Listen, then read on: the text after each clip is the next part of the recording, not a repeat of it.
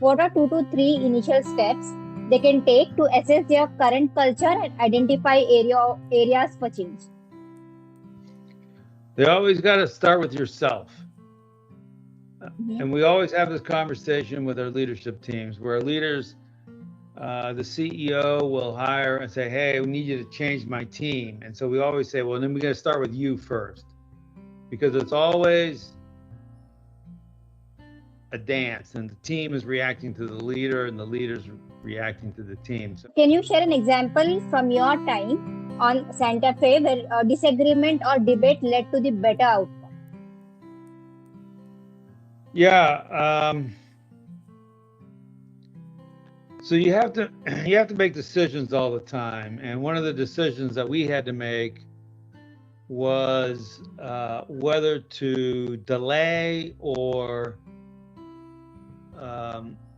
it was basically like a product launch decision, but it had to do with the schedule. We were going to do an exercise, and we had a problem on the ship that we wanted to fix. Struggling to motivate your team beyond completing tasks?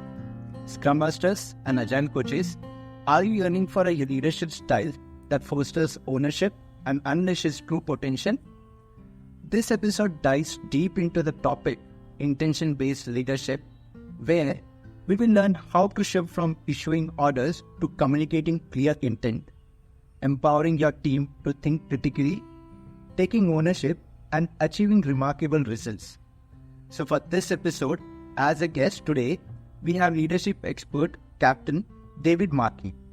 He is the author of the award-winning book Turn the Ship Around and a retired Navy captain who revolutionized leadership on a nuclear submarine. By focusing on intention and empowerment, he transformed his struggling crew to a top performer. Captain Marquet continues to inspire leaders across industries with his intention-based leadership framework, which emphasizes shared responsibility and unleashing the full potential of every individual. Let's hear his insights on creating a more empowered and thriving work environment. Join us as David Marquet reveals how you can ditch the micromanagement and cultivate a culture of shared purpose and exceptional leadership. So without much ado, let's get started.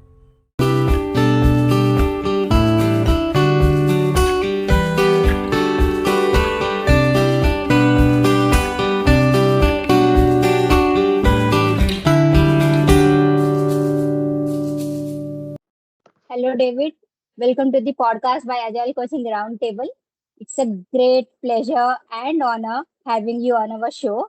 And as I was saying before we started this recording, it's literally a fangirl moment for me to have you on our show. So, from reading your books to teaching the concepts of books to the mentees and to leaders in the organization and outside the organization to talking to you on this podcast, have a conversation on the book. It's really a dream come true for us. So thank you so much for coming to the show. Oh, well, thank you very much. That's very sweet of you. And welcome all listeners.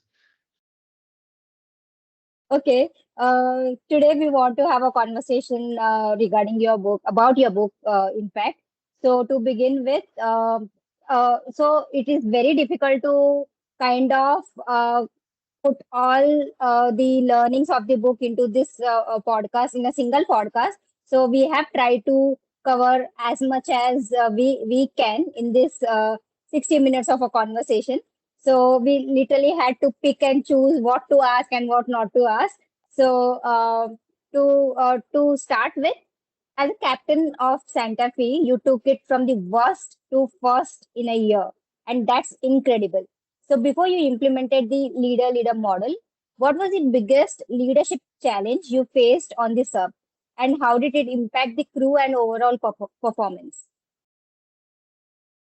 Yeah, the challenge was the team was not doing enough thinking. The team wasn't taking action, and the team was overall too passive. And this is the result of the normal approach, which is where bosses tell people below them what to do.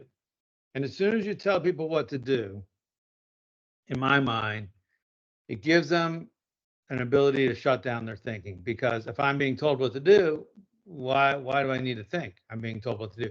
I mean, maybe I'm thinking at the, we say at the how level. Well, how am I going to do that?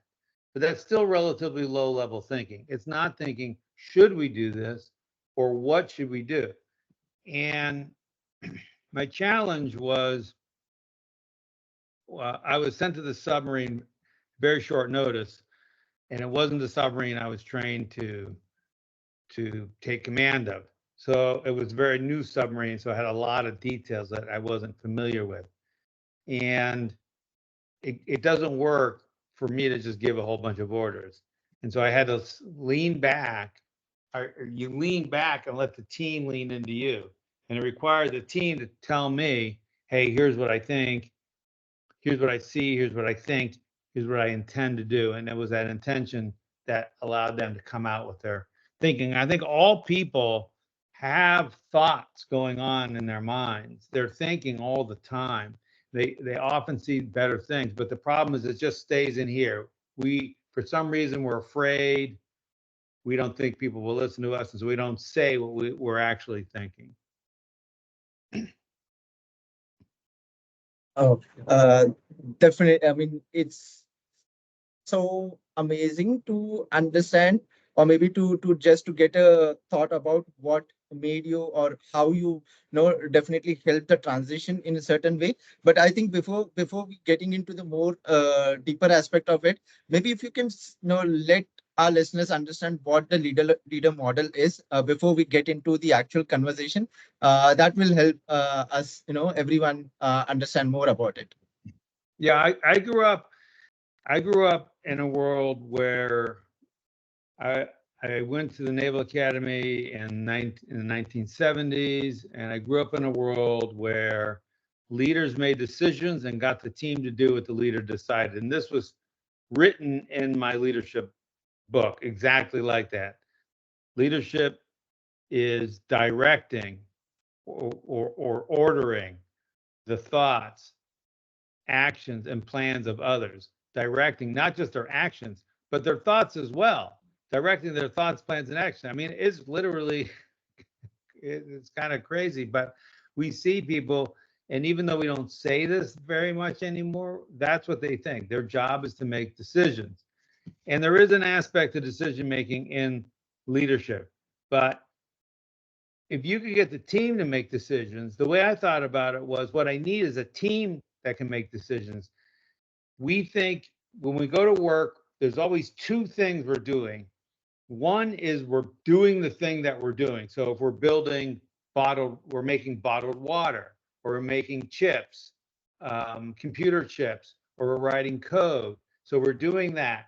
But the other thing we're doing is we're building a decision making factory. And I always think about it like the decisions are coming down the factory, and who's working on the decision, and does it need to be checked at the end for quality? That's the leader. And so we think, oh, my job, if the decision making factory is not very good, then the decision when it gets to the leader is not a very good decision. The leader has to fix the decision or make the decision, which is very psychologically rewarding. Oh, well, I'm the only one who can do this. I'm the only one who sees what's really happening here. And you guys really are clueless and you don't really know. And so that's not a good model, because you're limited by one person's ability. And if they're wrong, the team will likely still do it. And we know from different industrial accidents that teams will do what they're told, even knowing that it's wrong. So the best way to get out of that is just stop telling people what to do and let the team lean into you. Yes, and also, well, that traditional way of approach, also believe is that uh, the probability, or maybe the chances of the the decision that we took, in case if we fail, the impact is significant. while the decision is made by a single person, rather than when we expect, or when we have more people involved into that decision making, the chances or the risk of going through a failure is definitely in a certain way lesser, is what I always have felt about. Yeah, well, we one of the things is we want to make sure people don't think it's a vote. We're not voting on the decision. We're not voting as a company on whether we should make product A or product B. We need a single decision maker to make that product. But the key is the decision maker makes the product knowing what everyone sees, seeing what everyone sees, knowing what everybody knows, not just what's in their own person's head. So, yeah, I agree. You want more people participating in the decision, but you have to be careful how you talk about it, because when you say that, people say, well, I didn't like that, so you didn't listen to me, and I'm not happy. Well, the objective, not everybody's going to get their way. Some people are going to want to say, oh, we should do it this way. Some people are saying we should do it that way. Well, you can't do it both ways. You don't have enough resources. So we're going to make a decision, and we all have to then team up and do it that way. So it's not about making everybody happy, but it's about making the decision knowing what everybody thinks. But what we do is we go in and we say, let's say we have to make a decision, launch the product or do more testing, or let's say add one more feature. And if we go in and we all know that this is the boss's pet feature, boss really wants this feature, then the team's going to say, well, I guess we really need to add this feature, even if they might be thinking the best thing to do is get the product out there and let's get feedback on how the product is doing. So what you want is, if we say, hey, if the boss walks in and says, so this feature is really important, we need to get it into the product, don't we? Well, the team's going to probably say yes, even if they might not be believing it. So what you want to do instead is say, how ready is the product for launch, and let people vote first before it's contaminated by what we know that the boss wants. So bosses need to set the direction, but then really kind of let the teams work without being interfered with. Oh, that's such an interesting thing, right? And I like the point that you mentioned, that if we are just going to tell that I want this feature to be developed, and people are going to just think that, okay, since the boss is saying this is why we want to do it, right? And they are not going to use their brains. Instead, you have written in your book about the intent based leadership, right? So when we give them the intent is when they are going to understand, okay, this is the reason why we want to build, and then they will think about it. Okay, since we want to build this, how are we going to do that? And instead of giving that instructions. Yeah, exactly. So it's a two-part. It's a two-part. It's an agreement where the leaders. What we say is leaders give intent, not instruction. So we don't say do this, do that, build that, add this feature. We say, hey, we're trying to build a product. We're trying to build a banking product that makes it easier for people to manage their credit card debt or whatever. And then, okay, so what are you guys going to do? And then there's a lot of interaction back and forth. It's not like they go away for 6 months and then come back. It's the first time I see it. Obviously, that's not Agile. So there's needs to be a lot of interaction, which is one of the good things about Agile. So the leaders give their intent. Here's what we're trying to achieve. And then the team comes back and says, here's how we intend to do it. Now, I didn't say we'd like permission to do it this way. That's where we were in the Navy, which is the way most organizations run. And permission means I don't do it unless my boss says yes. And I think this is hard for people sometimes to get around because they're very stuck in permission. Permission makes it safe for me to move forward because my boss approved it. And when you say intent, hey, and you go to your boss, you say, next week we intend to launch the product on Wednesday as scheduled. All the customers are expecting it. whatever the explanation is for doing it. We've done the testing, and it looks pretty good enough to get released. And if your boss, let's say your boss is in a meeting or in a conference in Singapore, and your boss doesn't see the email or doesn't call back or is too busy or went on vacation hiking, doesn't make a difference, because on Wednesday we still do it. This is the difference between permission and intent. And this permission holds organizations back. It's designed to stop people from doing things. So when we say, so the team, like in an Agile, I imagine for Scrum sprint planning, the team would say, hey, here's our plan. We're going to work on the following 4 features during the next sprint. We intend to work on these features. No one needs to approve it. Or we intend to do a little beta test with the client, or we intend to launch it, or we tend not to delay launch and do more testing, whatever it happens to be. But when we say the word intent, I own it.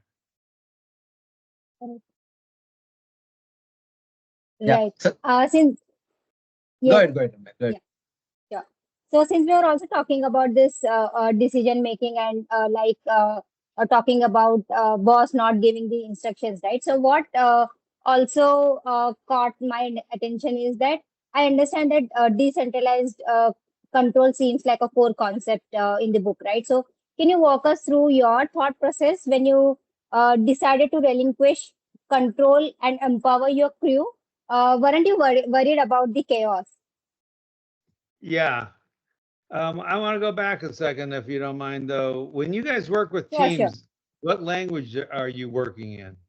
I mean, technology, you're saying? Yeah, for the teams that you guys coach. Are you working in Hindi or English, or what language? No. We usually communicate in English, and also based on if the majority or everyone understands a common language, we go ahead with, even if it's Hindi or English, we go according to that. Okay, yeah, well, I don't know how the concept, I like, one of the things I've learned from going around the world and talking about this is there's translations of the word intent into different languages, but they don't always mean the same thing that it means in English and actually on the submarine. And I think there was a kind of a special sense of intent. When you say, I intend to do something, that means you are going to do it. It doesn't mean you're waiting for permission. It doesn't mean you're planning on doing it. It doesn't mean it might happen. It means it is going to happen the way you say it's going to happen. So intent is it's a very powerful word in English. And I just want to make sure that people understand it's not just, oh, I just say the word intent and then I just do the same thing. But it really means I'm going to still wait for my boss to say yes. That's not intent. Say, I'm doing this. I'm going to run a marathon next year. I'm going to do it. It's a 99% chance I'm doing it. So intent is very powerful. So, all right, sorry about that. Okay, so ask me the question again because it was about control. Yeah. So the problem is, I think one of the problems leaders have is we want to control everything. We feel like if I'm not in control, then I'm going to have a big mess. And so the way we describe this is there's 2 axes or 2 dimensions of what we're trying to achieve at work. One is we like thinking, we know thinking comes from distributed decision making, people around the organization making small decisions. But we also want alignment. We need the whole organization working for the same objective. And we always think these 2 things are in tension. So I can get one, or I can get the other, or I can get both of them a little bit, but I can't get both and both. And I don't think this is right. I think intent allows you to do full alignment and distributed decision making. And so it feels like you're giving up control, which is scary. Humans like to feel like they're in control. So you have to act against your instincts. One of the ways this is really fun. One of the ways that I practice this all around the world is when I go to a restaurant, I see if I can get the server to pick my food for me, pick my meal for me, and set it on the table. And that's when I know when the server picked. And sometimes it's kind of scary, especially when you don't really know the food, or it's a different place, or you're tired, or whatever. But you have to practice giving up control in your life. So let someone else pick the next book you read. Let someone else pick your workout. Let somebody else pick what restaurant you're going to go to as a group of friends. You have to practice being comfortable in this. And I don't think you really get totally comfortable, but you have to practice sort of just going with somebody else's decision. Now, with intent, you can still veto it. We always tell teams, okay, look, when you say you intend to do something, yeah, you're going to do it unless I veto it, and I get to veto it. And people shouldn't get upset if I veto it. Yes. And again, while you were talking about intent, and while you were also, brought up that point related to Scrum, how it happens, there is also one important core values of Scrum that is called as commitment, and that is where I believe it's like it's a very powerful value where Scrum brings in saying what is the commitment that we as a team are committed towards to, right? I mean, that is what it is more related to what you were explaining in terms of the intent, right? Well, I think the commitment, you're saying what the team commits to. Yeah. Yeah, so it's a little bit, I think it's a little bit different. Like the commitment, the importance of that is when we say, the commitment side is trying to stress the part that when I say I'm going to do something, that I actually do it. The intent part is more about the decision. So we're deciding to do these things, and we don't need anyone else to approve it. So I think, yeah, they're definitely connected and related. But the intent is the communication. Maybe you think about it, maybe the intent is the communication of the commitment. Yes. But we're also interested in, like, here, I'll give you an example. I want to run a marathon in the fall. Mhm. So if I just commit to myself, I'm going to run the marathon, that's okay. But it's better when I talk to my wife and say, hey, I'd really like to run this marathon. All right. I actually wanted to make sure it was okay with her. Why?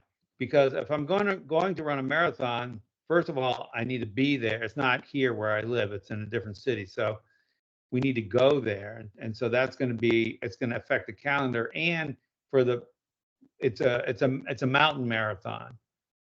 So it's going to affect our schedule. We're going to have to go into the mountains and I have to train in the mountains for a couple of weeks. So it affects more than just me, my hobby and what I want to do. And that's the same thing for teams.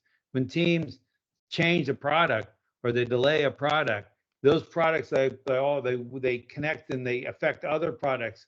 And if I change the way the product is designed, then it might change the engineering support or the way the salespeople sell it and all these other things. So we need to be communicating, and this intent allows communication. That's the key. Yes, absolutely. So now we get the difference between the intent. And thank you so much for putting that explicitly, the meaning of the intent. I think, as you rightly mentioned, it's a strong word and people must take it seriously. It's not just be taken loosely, saying that, okay, I intend to do this, but then they don't actually mean it or do it, right? So thank you so much for putting out explicitly. So what I want to ask next is, though you have covered practicing like giving control to others, but then what I want to just talk in the context of work or in the organization, that say that let's say a listener wants to say introduce more leader style in their own organization. What are 2 to 3 initial steps they can take to assess their current culture and identify areas for change? They always got to start with yourself. Mhm. and we always have this conversation with our leadership teams where leaders, the CEO will hire and say, hey, we need you to change my team. And so we always say, well, then we got to start with you first, because it's always a dance and the team is reacting to the leader and the leader's reacting to the team. So those are sometimes hard conversations. So you always start with yourself. Here's some ways that you can start. There are certain key times. There are, for example, someone comes up to you with a problem, Mhm. which is new. So first of all, that's great. That's wonderful. We smile. We say thank you for bringing me a problem. Because if you don't smile and say thank you, then they won't bring you problems, and you'll have all these problems. And people, we see in a lot of teams, people just they want to make the boss happy, which means they just bring the boss good news, which doesn't make the boss Correct. happy. It's just a deception. So it's very important that when someone brings you bad news, you're happy about it. Most people, when they hear bad news, are sad about it, but you want to be happy about it. So you're happy about the bad news, and then you're curious. First, you're happy, then you're curious. Hey, tell me more. Uh, what do you think caused this? And then people can give percentages. So often we say, well, I think, so let's say it's a pump. Well, I think there's a problem with the bearing, or I think it's the upper bearing. And if I just leave it at that, and it turns out it was the lower bearing, then I was, quote, wrong. But we say, this is the way the weather people talk in the United States. It's like, well, I don't say it's going to rain or not going to rain. It says there's a 50% chance of rain or 80%, whatever. So I want to say, hey, there's an 80% chance that there's a problem, or I'm 30% sure that this will work. Not it's going to work, because we never know. Like, is a product going to sell? We don't, like, we can do testing, we can get an idea, but sometimes you never really know. So we ask questions with, in English you would use the word what or how. How, not don't say are you sure? Is it safe? Say how sure are you? How safe is it? And say, well, how safe is it to get in an airplane? Or is it safe to get in an airplane? That's a bad question, because I can't describe how safe it is. It's pretty safe. Or how is it safe to cross the street? Is it safe to get a vaccine? Well, they're pretty safe, but they're not 100% safe. Is it safe? So we want to say, how safe is it? Because now we can talk about differences. Like in the United States, getting in an airplane is safer than driving your car because of traffic accidents. But people think, oh, when I'm driving a car, I'm safer because I'm in control of it. So you start with how questions, stop telling people what to do. And then when they say, well, what do you want me to do about it? Try not to tell them. Say, well, what would you do about it? Or just get them to say, hey, well, what do you see? Tell me more about the situation. We always say, what do you see? What do you think? What do you intend to do? What do you see? What do you think? What do you intend to do? Now, if they're just stuck at being told what to do, then it's going to be hard. They're not going to want to tell you. So you have to go very slowly up the steps. Mhm. So I have a one follow-up question on particular to one point where you said, uh, obviously start with yourself, or maybe then saying that be happy about the bad news or the bad situation, right? I think that's the most difficult thing to do in be, even if it's normal for humans to react when the situation is not good, or when whatever the circumstances are, to react in a way which is obviously opposite, exactly opposite to what we call in a happy state. Maybe I just wanted to understand, maybe, is there any quick tips or any that you would like to share, or with, to ensure that, how to ensure that, that this kind of conversations are taken into the right direction? Yeah, you have to think about it. You have to think about it ahead of time, and you have to think, well, what's the impact of my behavior? if someone brings you a problem and you react negatively, they're going to be nervous bringing you problems. And is that what you want? You don't want, do you want people not to bring you problems? Well, then you need to be happy. You're not happy you had a problem. You're happy that they're reporting the problem. So that's what you're happy about. And I'm surprised at how many times we say, well, we want people to do this, but we're going to do that, something different. So, for example, here in the United States, we have a situation where there's a debate over student loans. So these are loans the government has guaranteed for people to go to school. Well, generally in a well-running society, you want people to pay their debts. But right now, if you have a student loan, it makes no sense to pay your debt, because you could be the one who pays the debt and then everyone around you gets the loan forgiven. So you were the sucker who paid their debt. So we're actually encouraging people to not pay their debts by the fact that there's this program out there, like certain kinds of loans are getting forgiven, and it's a little opaque in terms of understanding which ones and why. We think that's, oh well, it's good because all these students have these loans and it's hard for them to pay it back, and it seems like a noble thing. But in the long run, it's really bad to have a society where people are rewarded for not paying their bills. Thanks, David, for giving more insights about it. And moving on, maybe there is another important or interesting thing that the book covers. And maybe I'll start with your quote.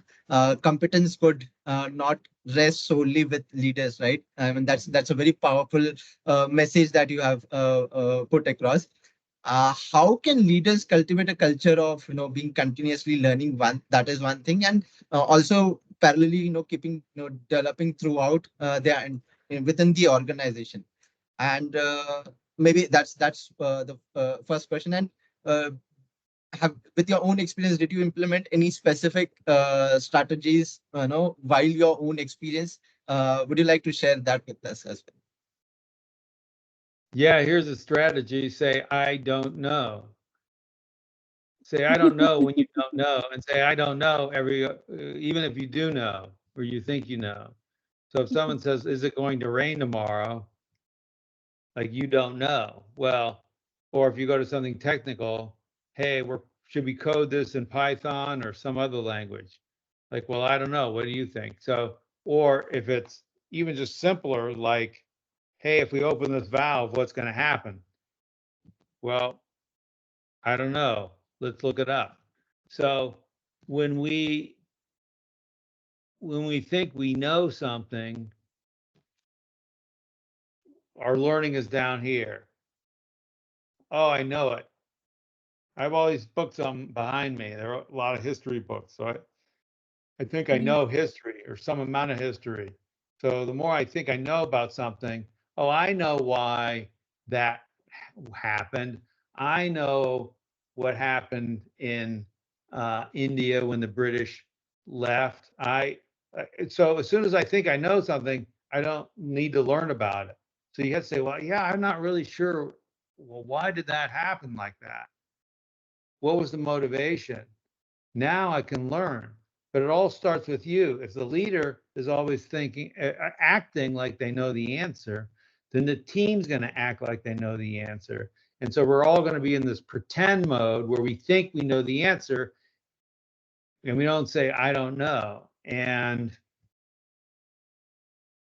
I find working with teams, we worked with a team in Bangalore, and this was one of the things that I found very hard for them to say. The team would go through all kinds of twisty knots and pretend and not and smile and not shake their head, but they could not say, I don't know. Yes, I can relate to this. Yeah, so I mean, it's very simple, but it comes from the leaders. It's not the teams. like they're modeling the behavior, and they've been trained or in a culture where that's a bad thing to say. So you got to change that. Well, so we Absolutely. worked with So one client who was a startup, and their motto was, "We celebrate the things we do not know." wow. And so in that company, they were every morning meeting is like, well, okay, what don't we know? What caught us by surprise? What can we learn today? And so it was a whole, everything was flipped, and everyone was comfortable to say, yeah, I don't know. Let's look it up. Let's run a test. Wow. So that's rightly put. I mean, as you rightly mentioned, it's all about getting into the culture, right? So building a culture or developing a culture wherein we say that, yeah, we don't know, we'll figure it out. That also stems from the curiosity, right? So you said earlier in the other question that we need to be curious, right? So when we say that we don't know, we are not just simply saying that we don't know, we are just being curious to see what is the right outcome or what is the best solution that we can bring in as a team together, right? So this brings me to the next question. So I mean, last two questions for this conversation. So next question is on the similar lines that in your book, you emphasize the value of open discussions and diverse viewpoints. So can you share an example from your time on Santa Fe where disagreement or debate led to the better outcome?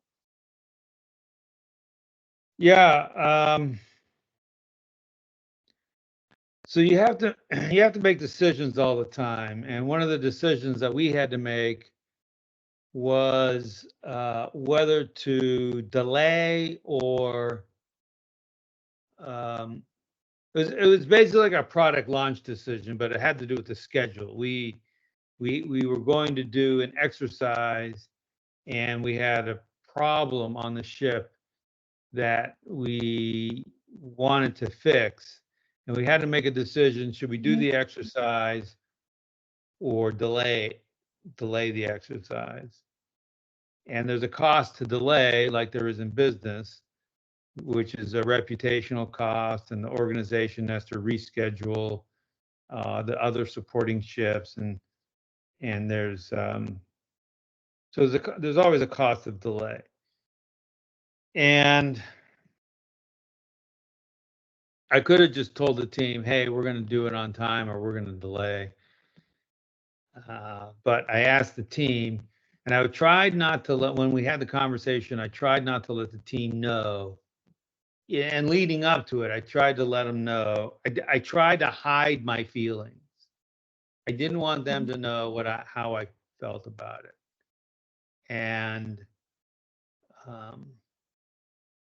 because I really kind of wanted to do it. I didn't want to delay. And so when we ran the meeting, I didn't let people talk about it. I just said, we're going to vote. And 0 means delay, 5 means don't delay.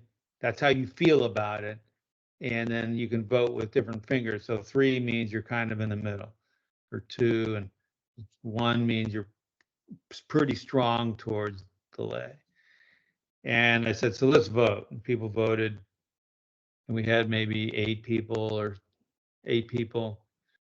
And then we looked around the room, and I looked for the people with the lowest votes and the highest votes, and I let them talk first. And that was important because once the people in the middle start talking, or people like, let's say a whole bunch of people voted 5, and only 1 or 2 people voted 1 or 2. Now these people, it's going to be hard for them to speak up, especially if these people talk first. So we say, okay, you guys tell us. You guys stay quiet for a minute. They're going to want to talk, but you got to control it. And so you say, you guys stay quiet for a minute. Let's hear from these people first. And some of them will still say, well, this is what I was thinking, but maybe I'm wrong, and maybe I'm really voted a 5. And they may really think that, they may not, but you really need to hear from the outliers. And then when you decide and say, oh, okay, we're going to delay, you don't, and then it's not a democracy. So if you own the decision, the product owner, say, for example, owns the decision, then they can make the decision, then they make the decision. There's not a vote. And they say, okay, you know what? Only three people said delay, 5 people said do, and we're gonna delay. Okay, fine, we're gonna reschedule this. And then that's what you do. So you hold back on what you think, you vote first, and then you discuss it. That's the correct order if you want to understand what everybody truly thinks about something. Oh, wow, that's such a wonderful thought, David, that you have shared. And obviously, I have always felt of the opinion that more diverse opinions the team is open to share. I think the decision making or the outcome of those conversations are always more precise, more concise, and more it leads everyone towards the right direction that they intend to go, is what I have always felt. Because if there are 10 people and if most of them all commonly agree to a single point, then I think that's a problem. Not everyone is thinking in a different way. Everyone is thinking into the same direction, right? Yeah, right. And then sometimes we'll say, if everybody is, let's say 10 people all vote 5, well, then you have to say, let's say we're all wrong. I mean, I would say, let's imagine we're all wrong here and it's really a 0. Why might that be? Or you might say something like, let's say you're in a hiring interview. One of the questions that people used to ask was things like, well, what's your biggest weakness? Well, that's I think it's a bad question. So we would ask something like, hey, if it's 6 months from now and this didn't work out, what do you think would be the main reasons it didn't work out?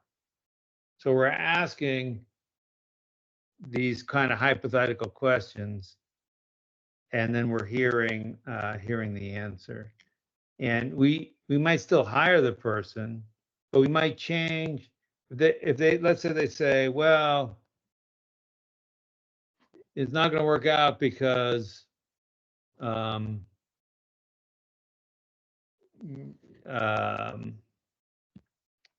let's say I didn't receive enough. I was just left on my own to figure it out. I didn't get enough guidance about what we were trying to do. Yeah, support, I guess you could say. So if that's what the person says, then maybe you hire them, but then you need to talk to their boss and say, look, especially at the beginning, make sure that you're talking frequently and that the person understands, well, this is what we're trying to achieve. So we can remove that. Or maybe it's something easier, like, well, it's because I don't have enough time to get my kids from school or something like that. There's not enough flexibility, whatever it is. But now, okay, great. Now we know that, so we can now do something about it. Wow, that's amazing. I mean, I think this is a practice that all of us should start doing in our teams. That before making any decision or boss giving us the decision, we need to do a voting system. And if there are a lot of agreements, I mean, if everyone agrees, then we may want to just pretend or assume that we are wrong, and now see what happens next, right? So I think that's an amazing technique that we must implement in our teams. And I'm sure listeners would do that with their teams as well. So the last question for today. I know that we have not even just scratched the surface of the book, because like 200 plus pages to condense in a conversation, in a 45 minutes of a conversation is really difficult. So just a last question for today's podcast is that in the ongoing, or in the Vuca world today, So how do you see the leader model and intent-based leadership adapting and thriving in the face of future challenges and opportunities? Yeah, at the core idea of a leader model is everybody thinks of themselves as a leader. We don't say, oh, those people are the leaders, we're the followers, or those people are in America we call them white collar, blue collar. These people do the thinking, we do the doing. These people decide what, we only get to think about how. That is not going to work. And there was a nice article in the Wall Street Journal, a newspaper here in the United States that covers finance, about the company Bayer, which is a 160-year-old German company that invented aspirin. And it's a drug company. So they've been successful. They've a long string of useful, wonderful products that have made the lives of people better. But they have a problem. Their stock price has been going down, and the company is sort of very rigid. And they also bought another company that ended up with a bunch of lawsuits, which is very costly. So the result is that it's sort of a fear has gone into the culture, and they're not getting a lot of decision making and action, and we call it a bias for action. People are more passive, waiting to be told what to do. You got to get permission. You got to make everybody happy, so it slows everything down. And so they have a new boss, and the boss is changing it, and it's applying Agile to the whole company.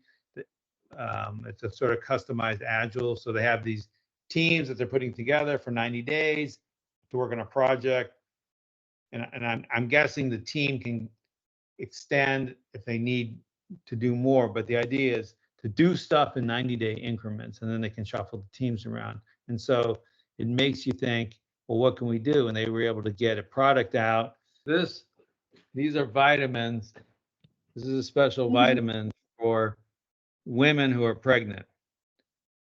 And this was not supposed to be on the market for another year.